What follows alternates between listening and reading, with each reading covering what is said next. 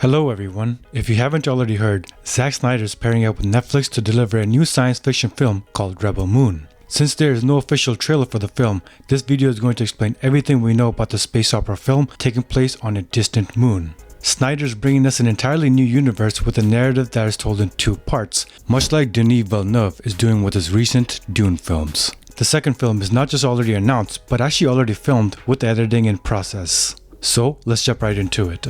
Rebel Moon is a science fiction film that has a reported film budget of at least $166 million and will hit Netflix on December 22nd, 2023. Just like Snyder's Army of the Dead film with Netflix, it will also have a limited theatrical run.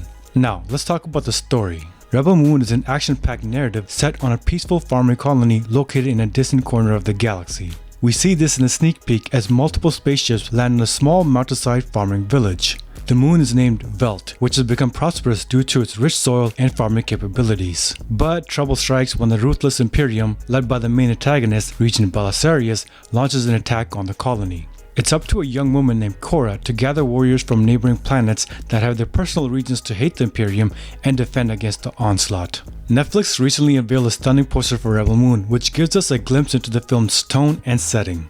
Cora, played by Sofia Boutella, is seen standing on a grassy moon with a spacecraft flying overhead, along with what looks to be a gas giant planet with rings like Saturn. We also see her holding a weapon, meaning it's going to be a bloodbath with a few warriors resisting against many that will involve a ton of action. So the film will probably be fast-paced throughout its entirety. Charlie Hunnam did not anticipate the intense physical training required to prepare for his action role, and the actors all looked incredibly jacked and in great shape. This physicality is needed by the rebels to resist the Imperium forces, which is really similar to the Star Wars narrative for a specific reason. Snyder initially pitched the film as a standalone Star Wars film, but was rejected. At that point, he reimagined his own story and eventually came up with an entirely new science fiction universe. And now he's diving headfirst into the sci-fi genre with Rebel Moon, a movie that he co-wrote along with Kurt Johnstad and Shay Hayton. Rebel Moon borrows its narrative from Akira Kurosawa's classic film Seven Samurai, which is a tale of villagers recruiting a group of elite warriors to protect their land and homes. If you haven't already seen Seven Samurai, then I highly recommend it before watching Rebel Moon, as there is a reason why Snyder was so inspired by it. Some of the basic film techniques we know today were actually pioneered by Seven Samurai, such as the assembling of a team, and the film has great character development along with beautiful cinematography. It will be very interesting to see Snyder's take on the narrative, especially since it is done in two-part films. Now let's talk about the film's talented cast and the characters they'll embody.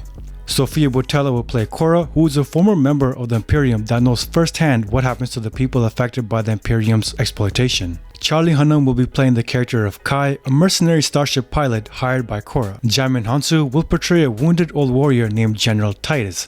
Like Cora, he previously worked for the Imperium but now joins the resistance side as a war veteran. Makil Husman will play the role of Gunnar, a local farmer that is described as being handsome, physically fit, serious, earnest, responsible, and dependable. Duna Bay will play Nemesis, a partially mechanical swordmaster. Ray Fisher and Cleopatra Coleman will be playing a duo of brother and sister with a badass last name BLOODAXE, hired by Cora to defend the moon. Anthony Hopkins will be voicing this crazy looking robot, and Jenna Malone will be playing this even crazier looking spider warrior woman thing. Stas Nair looks absolutely shredded while playing Tarak, who is a blacksmith with the ability to bond with animals of nature and rally them in combat.